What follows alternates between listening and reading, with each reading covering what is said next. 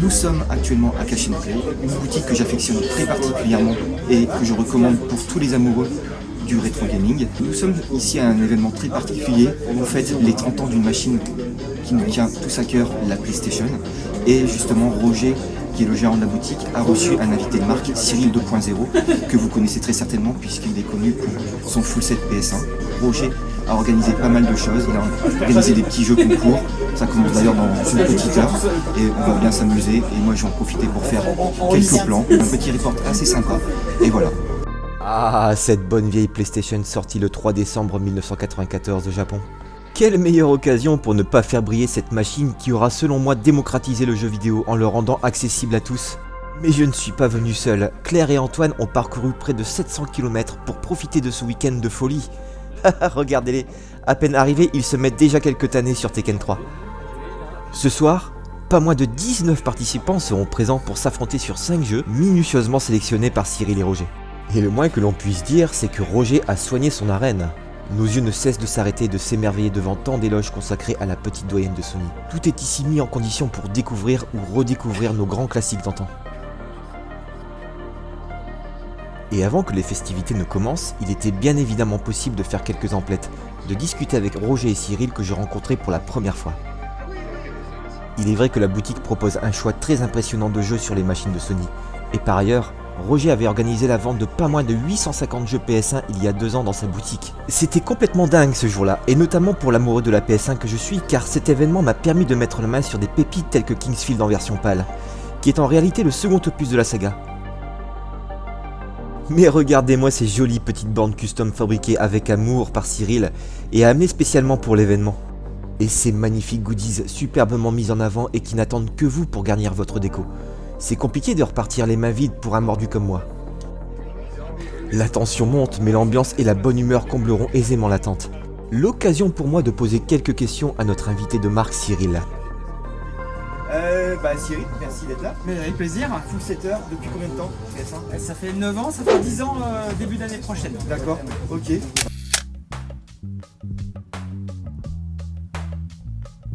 Combien de jeux 1411 à faire au total, ouais. Mais il m'en manque 13. 13 Ouais. Alors, il en manquerait 14, mais le 14e, il est nul et il est vraiment trop cher. Après, ouais, c'est toujours le paradoxe. C'est compliqué. C'est compliqué, c'est des jeux assez exotiques qui sont. C'est ça. Voilà. Et quand je dis vraiment cher pour un jeu PS1, tu te dis. Ouais.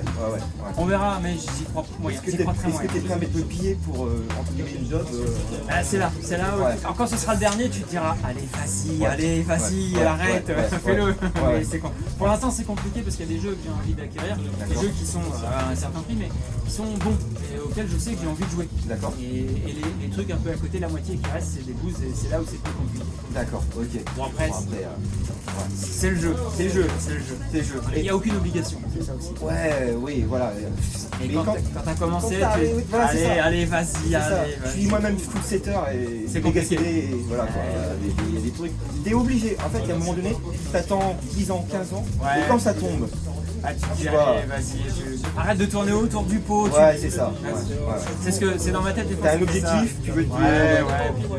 C'est vrai qu'au départ, quand j'ai commencé la collection, je me disais, je voulais juste des jeux que j'avais pas eu à l'époque. Dans les magazines, tu sais, je me dis, celui-là il a l'air trop bien, Ouais. Il y a plein de jeux que j'ai eu à l'époque qui étaient dans les hits des jeux, mais il y a des fois, tu vois un Castlevania Symphony of the Night, tu te dis, c'est bizarre, pourquoi j'en ai pas trop entendu parler à l'époque. Mais en fait, il est sorti en même temps que le FF7, par exemple. Ça donne une petite idée. Donc, tu as le rouleau compresseur FF7. Voilà, c'est compliqué de savoir, suivant sur quel jeu tu vas t'orienter. Tu achetais pas tous les jeux dans le magazine. Et après, avec le temps, alors, forcément, tu te découvres. Il y a une dizaine d'années, les prix étaient pas les prix aujourd'hui. Donc, il y a quelques jeux que j'ai pu acquérir pour vraiment 3 fois rien. Un jeu à 2 balles, ça fait la blague.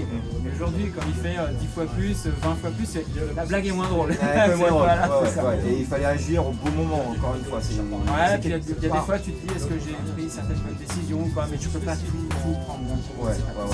Puis c'est pas drôle. Moi, je trouve pas c'est quoi, challenge?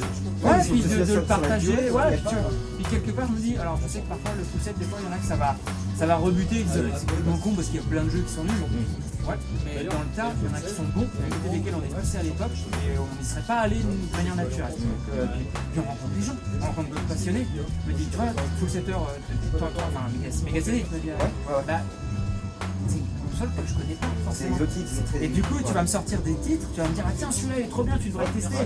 Et c'est là où tu dis, c'est cool parce que c'est vachement enrichissant, tu découvres d'autres jeux. On ne connaît pas.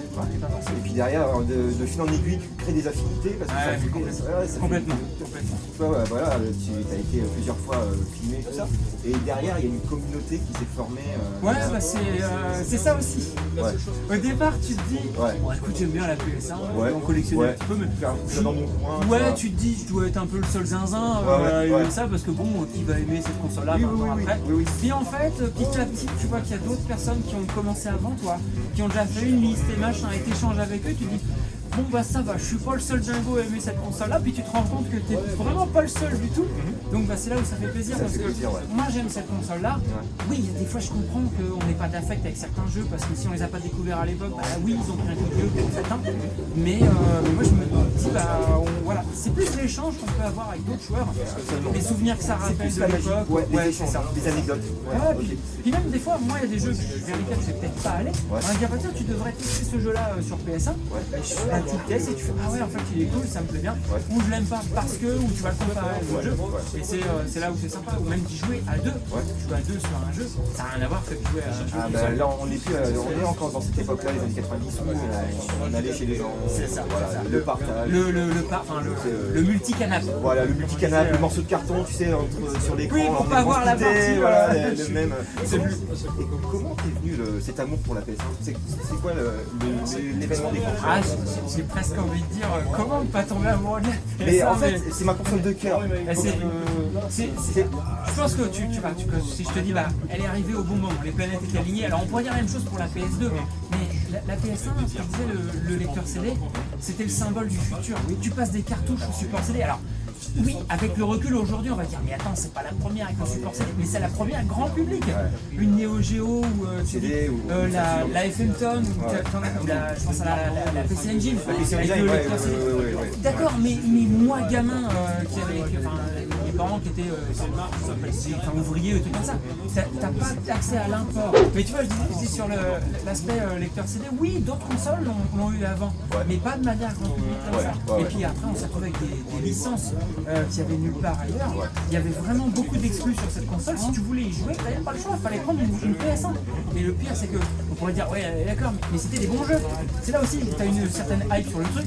La 3D en temps réel, ça existait avant aussi. Mais là, c'était fluide. Quand tu vois Tomb Raider, Tomb Raider, Crash Bandicoot, Naughty Dog, tout ça. Je pense à Ridge Racer. Ridge Racer qui a mis tout le monde d'accord. Alors moi, je me rends pas compte. Mais tu prends Gannett qui lui disait dans son magasin, il y croyait à la Saturn, il mettait Daytona. Quand la PS1 est arrivée, tous les gamins demandaient Ridge Racer. Moi qui ai connu que ça, je ne peux pas me rendre compte. Mais j'ai pris la claque avec Ridge Racer quand c'est sorti. Et tu te dis, il n'y a qu'un circuit. Alors il s'augmente un peu sur le fait, tu as une variante. C'est impensable aujourd'hui de se dire juste un circuit. Ça te tenait. Mais ça te tenait en haleine, quoi. Mais c'est tout ce côté, même je pense à Resident Evil. Jamais on avait ressenti ce type de sensation avec une console. Pour moi, tout était là. C'était coloré, c'était. Coloré, dans le bon sens, avec un Crash Team Racing qui est sorti beaucoup plus tard, mais le premier Crash Bandicoot qui se prenait pas au sérieux. Il y a plein de choses comme ça, et puis de nouvelles expériences qu'on n'avait pas pu connaître avant si on n'avait pas de micro-informatique. Les point and click. Si t'as pas de micro-informatique chez toi, tu sais pas ce que c'est. Moi je découvre Discord, c'est génial, t'as des infos. C'est dur, mais j'avais jamais joué à ce truc-là. C'est très particulier en plus en termes d'énigmes, c'est pas... Ah bah oui, mais après du coup t'achètes une soluce et tu fais le truc. Mais j'avais adhéré au truc, on est en plein dans l'ère où je découvre les Monty Python, et avec le Sacré Graal, et puis il y a le Sacré Graal, et l'autre c'est La vie de Brian. Je découvre ça, et tu retrouves un peu cette espèce d'humour anglais dans Discord, et du point and click, et que moi j'avais pas l'accès au magazine avant, pour moi, la PS1, c'est vraiment la démocratisation du jeu vidéo tel qu'on le consomme encore. Mais à l'inverse, je peux comprendre que certains n'ont pas aimé ce côté qui devient grand public, un peu casu, un peu machin. Certains disaient non, le jeu vidéo, c'est plus confidentiel, c'est pas pour monsieur tout le monde et machin. Je peux comprendre que certains ont pas aimé cet aspect-là. Ah ouais. Et moi, voilà, moi je suis parti à fond là-dedans et il y a tellement de jeux qu'on peut partager. Autant en 2D qu'en 3D de toute manière. Quand Ah tu mais fais un rapid complet. reload. Mais rapid reload, puis même, il y a des trucs qu'on n'a pas vu chez nous, qu'on découvre Au Japon. Oui, c'est ça. Et non, clairement, puis même, j'étais pas forcément joueur de shoot, enfin un shoot des maps, mais tu en découvres encore aujourd'hui. Oui. C'était sympa. Tu peux jouer à plusieurs, enfin, mais complet. Donc voilà. Et puis Rayman, tu découvres Rayman. Moi, je sors de Donkey Kong Country, c'est joli. Et t'as Rayman, c'est encore c'est animé partout. Voilà. Donc plein d'expériences et dans tous les domaines de jeu. Pas que un type de jeu. Vraiment. Tout, jeu de bagnole, jeu de Gran Turismo quand il sort. Gran Turismo, c'est Alors aujourd'hui on dit c'est une espèce de RPG du jeu de bagnole. Tu connais les bagnoles, c'est les mêmes que celles que tu croises dans la rue. Visuellement tu y crois, tu les vois, tu les reconnais. Donc non, c'est voilà, c'est ce côté pour que je tombais là-dedans. Parce que il y a plein de choses que tu ressens avec la console que tu n'avais jamais ressenti avant. Voilà. Ok. Alors, dernière question, Cyril. Oui. Ton top 3.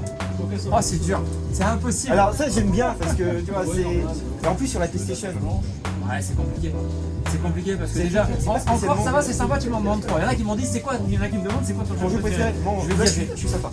Je vais dire Ridge Racer, c'est le jeu préféré parce que c'est le premier, puis tu dis c'est facile, allez on commence par celui-là, puis après tu continues à toute la ludothèque. Et après pour en mettre 3, je vais garder Ridge Racer parce que forcément incroyable. Il y a un jeu qui maintenant, je le sors à chaque fois et je m'en fous, c'est pas grave, c'est Fade to Black. Fade to Black, oui, la suite de Flashback. C'était vendu comme étant la suite de Flashback. Et au final, il y en a beaucoup qui disent oui mais non mais c'est pas Flashback ça. Je peux comprendre. Mais moi j'ai adoré ce jeu là à l'époque et ce qui est encore plus fou aujourd'hui c'est que j'arrive à rencontrer des gens qui ont bossé dessus. Et c'est bien ça. Donc là c'est un truc de fou, Nicolas Ferré, des gens des développeurs de Delphine Software, qui a fait rentrer le jeu au chausse-pied dans la console. Et tu te dis voilà c'est pour ça qu'il y a une espèce d'affect avec ce jeu là qui est un peu différent parce que il y a de 6 mois la version PC. Un an entre PC. Puis sur PC tu dis attends c'était sous DOS. Sous DOS c'est même pas c'est DOS. Pas de carte accélératrice 3D, il n'y a pas de texture. Je l'avais eu à l'époque en box et je peux te dire que pour le faire tourner, c'est du boulot. Mais du coup de l'avoir sur PS1 avec les textures et tout ça, donc Fade to Black. Et puis un troisième c'est chaud, mais entre. Il y en a un, il te paraît évident, mais après pourquoi pas, vas-y. Bah je sais pas, parce que tu vois il y a du Tomb Raider, Kojima, non, même Metal Gear Solid, non, mais parce que c'était cool, mais t'en as déjà eu plein avant, donc vraiment marquant, c'est chaud, c'est vraiment chaud, non, je vais mettre, je sais pas, j'hésite entre, tu vois, Resident Evil, on reste sur l'aspect un peu 3D comme Fade to Black, Tomb Raider, pareil, mais en fait ils sont sortis tous les trois au même moment, quasiment, à 3 mois d'intervalle. Allez, Gran Turismo, son aspect, j'étais dingue de jeux de bagnole, j'adorais. Puis on y a passé des heures avec les copains à l'époque. 98, j'ai passé des heures avec des bagnoles. On se passait la manette. Ça reste très basique, standard, comme sélection, mais sur 3, moi je peux pas. Tu m'en demanderais 50, tu m'en demanderais 100. Mais ouais, mais après, ce serait pareil. Ok, ça marche. Un petit peu ces 3 là. Ça marche. Il y en a tellement. Ok, bon écoute, là on va passer on va se faire un petit tournoi, un petit tournoi mystère où on ne dit pas le nom du jeu. J'ai soufflé 2-3 jeux à Roger, donc mais on s'est mis d'accord sur quelques-uns, on va voir après, c'est pas évident, mais le but c'est de passer un bon moment. Super, ok. Et s'amuser, on s'amuse. Il n'y a pas de challenge incroyable. Super. Bon écoute Cyril, merci beaucoup. Merci à toi, avec plaisir. Avec grand plaisir. Mais continuons un peu notre petite visite des lieux. Impossible pour un passionné de rétro en tout genre de ne pas passer par la boutique Cash & Play de Lens. Cette petite caverne d'Alibaba qui résiste encore et toujours aux envahisseurs du dématérialisé renferme en son antre 1000 trésors. De la PC Engine à la SNES en passant bien évidemment par la PlayStation, la Saturn, le Vectrex ou alors les Big Box PC. Et pour la petite anecdote, Roger me connaît tellement par cœur et sait combien je suis chiant sur les états que lorsque je lui demande des photos sur un potentiel titre, il me dit d'office de laisser tomber. Du neuf, du rétro, du laserdisc, voire même des guides et du matos informatique, la boutique propose vraiment de tout et Roger met un poids d'honneur à proposer des tarifs très accessibles depuis l'ouverture de sa boutique. Ce qui ne manquera pas d'interpeller mon ami Claire dont le radar ne cesse de tourner depuis son arrivée. Alors, vas-y Claire. T'hésites pour quel jeu? Dis-moi. D'accord. Montre-nous ce jeu. Et qu'est-ce qu'il a de particulier ce jeu? Dis-moi. Bah, il me semble que c'est un des premiers d'Atlus, en tout cas de ce que je sais. Ouais. Graphiquement, De VanillaWare. De VanillaWare. Ouais. Graphiquement, il est très beau. Atlus, Enfin, Shin Megami Tensei, c'était déjà à la fin des années 80. le gameplay aussi, je crois. Ouais. Donc c'est pour ça que je réfléchissais. D'accord. Et oui, parce qu'il est jamais sorti en Europe. Je crois pas, non. Ouais. Il est sur Sega Saturn, mais Il est sur Saturn. Ah, Saturn. Ouais. Ah ouais. D'accord. Et là, t'es en mode vraiment. Je réfléchis. Ok, ça marche. Bon Personne bah. n'influencera ma décision. Mais non, bien sûr, bien sûr, bien sûr. On va assister à un achat en direct, c'est pour ça. Non, mais elle va acheter le jeu pour la vidéo. C'est juste pour la vidéo. C'est juste pour la vidéo. Dis-moi. Ça se crame sur PSP, s'il te plaît.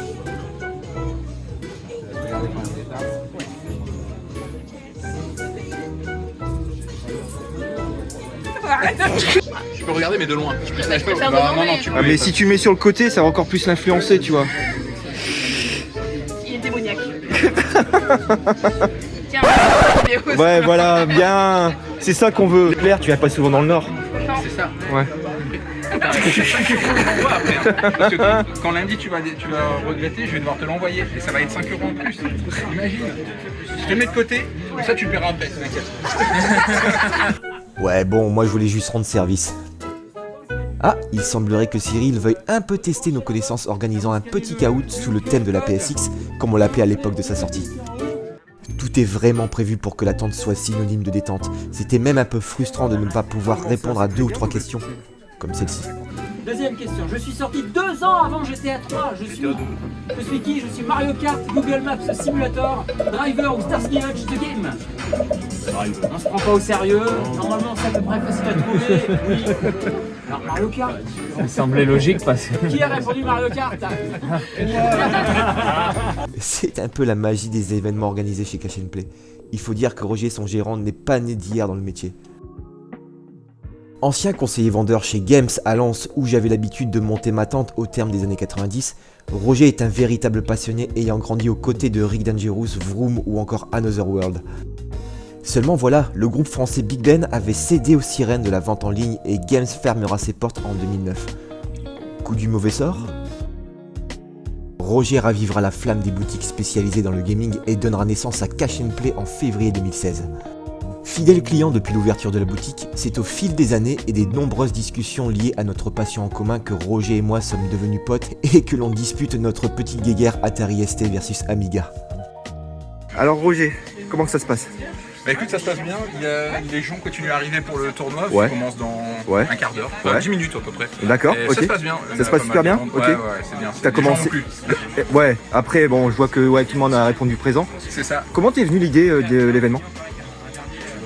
Lors du dernier salon que j'ai fait, que j'ai croisé Cyril, Ouais, on avait discuté, on s'était dit ce serait bien de se refaire un truc ensemble. Et puis j'ai dit Ouais. bah, pourquoi pas les 30 ans de la mais PlayStation. carrément. Et Sony avait encore rien annoncé, ni rien. On s'est dit, ouais. allez, vas-y, on se fait un trip, on se fait les 30 ans Ouais. de la PlayStation. Bonne initiative. Merci. Et en plus, il y a pas mal de matos. Ouais, Ok. j'ai essayé de faire une petite expo. Ouais, bah c'est vachement réussi. En plus, j'ai filmé un petit peu les plans, tout D'accord, ça. Et ouais. On va continuer à filmer tout ça, l'événement. Ok, pas de Voilà. avec plaisir. Allez, Salut, je t'en ciao. prie. Salut. Et oui, Roger, il ne reste plus que 10 minutes avant que les festivités commencent. Et Cyril veille à ce que tout soit parfait. Qu'il s'agisse de mettre en lumière les premières publicités Nippon de notre machine préférée, ou de passer dans les rangs pour valider chaque participation. Je ne le savais pas encore, mais j'allais assister et immortaliser un événement animé de main de maître par Cyril, qui m'a ébloui par sa gentillesse et sa simplicité lors de notre échange. On sentait clairement que cet événement anniversaire était quelque chose qui lui tenait à cœur. Bon allez, c'est pas tout ça, mais moi aussi je dois me préparer car visiblement, je vais avoir pas mal de choses à filmer.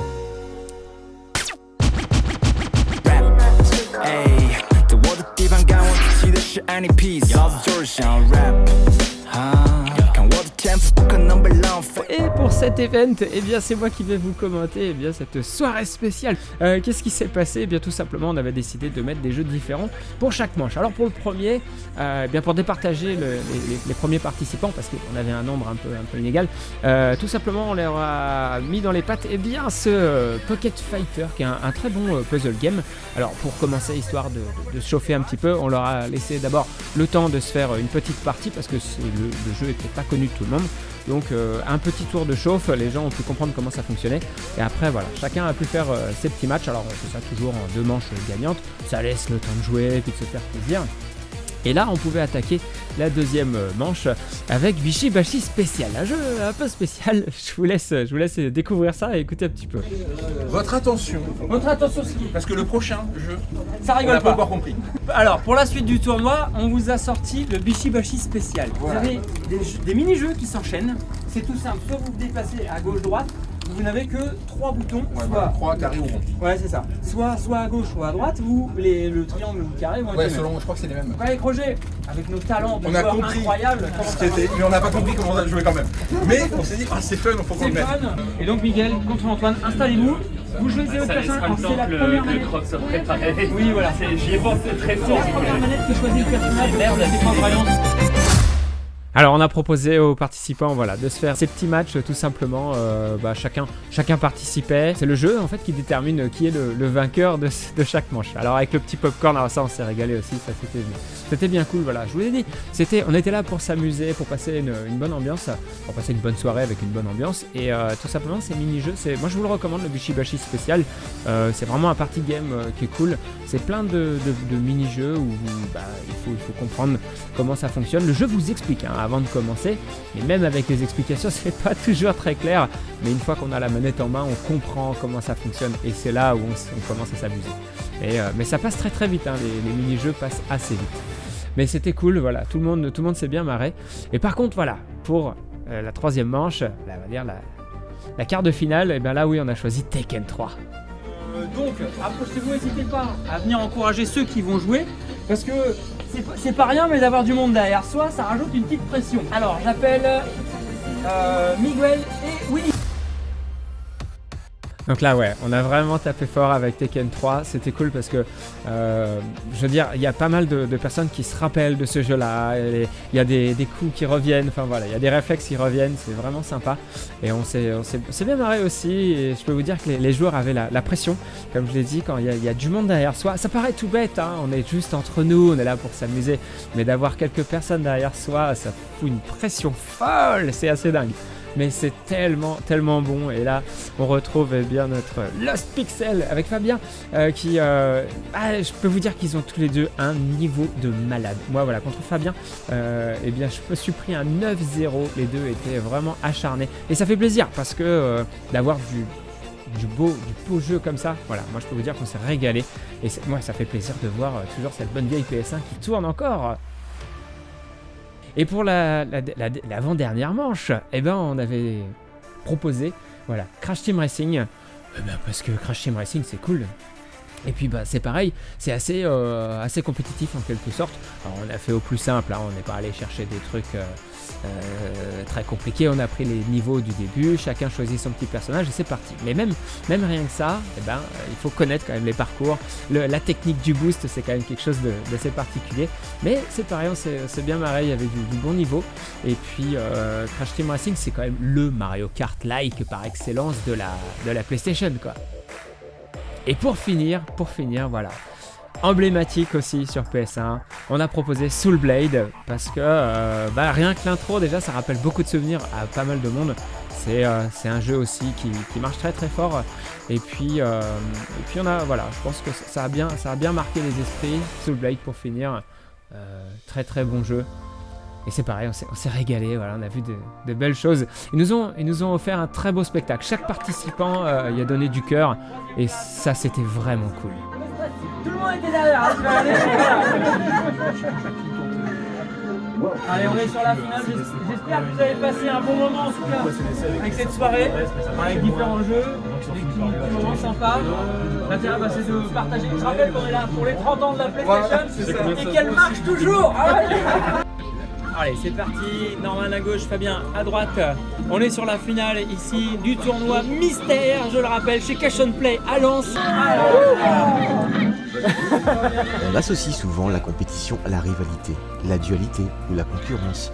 Mais chez Cash & Play, chaque tournoi est un événement qui rassemble et qui nous rappelle nos petits instants d'antan entre copains autour de la même console.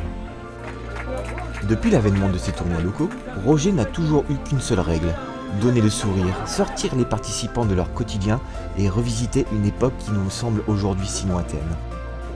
Ici, il n'y a pas de perdants ni de larmes, juste la bonne humeur, les souvenirs, le partage. Et à l'occasion des 30 ans de notre console préférée, la renaissance des tournois au sein de la boutique ne pouvait pas être plus appropriée pour réunir les challengers locaux. Et même régionaux, puisque j'étais accompagné de mes amis Claire et Antoine, venus de très loin et qui n'ont pas hésité une seule seconde à répondre présent. Avec cette vidéo, je voulais non seulement immortaliser cet événement ludique, mais aussi remercier mon ami Roger pour nous avoir tous réunis autour de notre passion. Une passion intemporelle, que les âges ne parviendront jamais à éteindre tant que des irréductibles voyageurs du temps répondront présent. Merci Cash & Play, et quant à moi, je vous dis à très vite pour d'autres aventures. N'hésitez pas à liker, commenter, partager la vidéo, ou de vous abonner si ça n'est pas déjà fait. Et j'en profite pour vous souhaiter à toutes et à tous un très joyeux Noël. Restez bien jusqu'à la fin de la vidéo.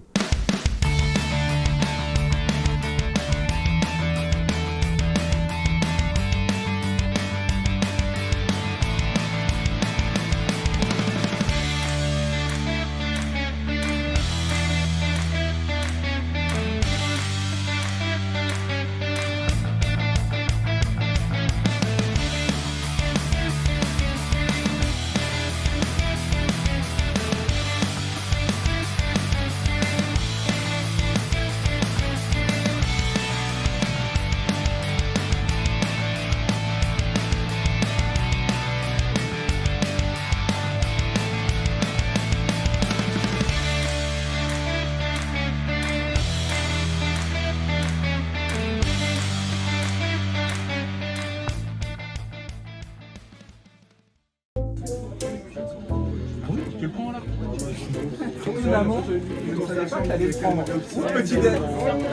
Voilà, l'arc se termine. Oui, voilà, voilà. Quand on vient, je l'avais pas rangé. Ah, bah dis donc. Tu m'avais dit qu'est-ce qu'il y a à l'intérieur pour la rentrer de 3 mois.